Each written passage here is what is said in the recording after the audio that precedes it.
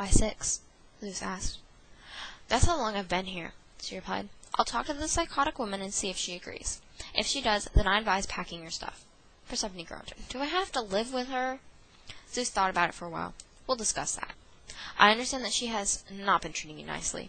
I don't think Demeter will take that idea kindly, but we will see. My wife and I spent the next few days sitting on our thrones, our minds with worry. I did not want to lose her. She was my world. She made everything in the kingdom of death brighter. Demeter and Zeus returned. Demeter's eyes were red and bloodshot. I accept their agreement, she said in a low voice. So from that day forth, Demeter and I traded the woman that we loved. Persephone did not live with Demeter, but with Zeus. He helped her learn how to become the best queen she could be. However, she still had to be with Demeter to help the world's agriculture.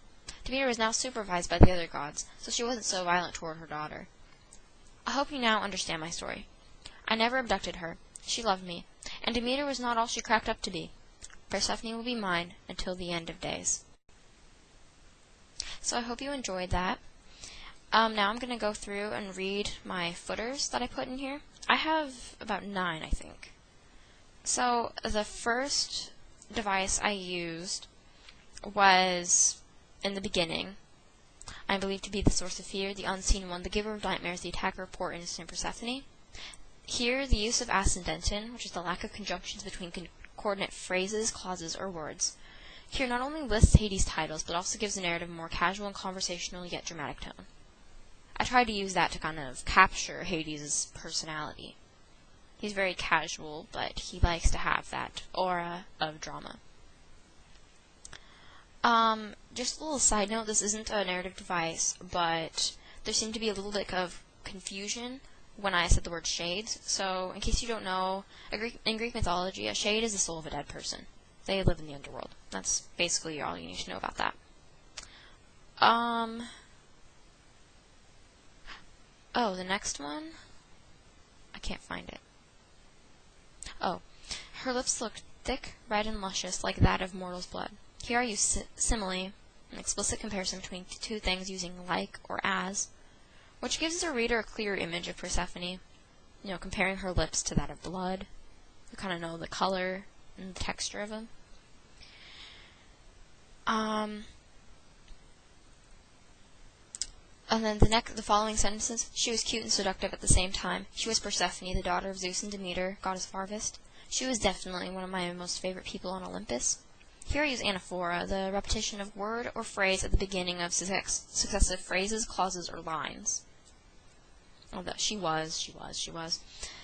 This emphasizes the way Hades felt about her and how his thoughts were sort of choppy and redundant. The next one, when Zeus and Hades were talking, and Hades says, but I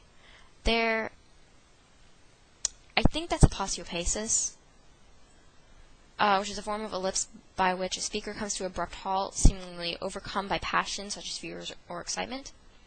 I'm just trying to show that Hades was very nervous by Zeus's statement that Zeus wanted him to get married, because that was exactly what he was thinking about.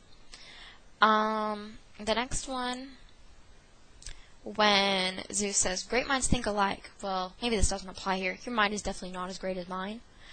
That's Paris-Podokian. I think I pronounced that right. Which is the surprise or unexpected ending of a phrase or series.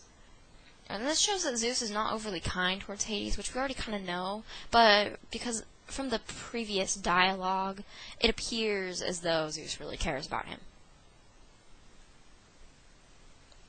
The next one, when Hades was telling Hades was telling Charon about marrying Persephone, he caressed her name with his words. That is catachresis, which is a harsh metaphor involving the use of a word beyond its strict fear. And, because obviously he's not really caressing the name, that's kind of impossible to do. But it just adds to the drama intensity of the moment, and kind of shows that Hades is very smitten with Persephone. And next one was when Hades yelled, ow. I think that qualifies as automatopoeia, which is the use of words to imitate natural sounds. It shows obviously that Hades was in pain when Persephone smacked him. And the last one is paranomasia. I don't know how to say that. I think it's paranomasia. She was very into being respected in every aspect. That basically just reiterates how Persephone loves respect in every way. So I hope you enjoyed that. I worked very hard on this, and I'm very proud of it. And yeah, thank you for listening.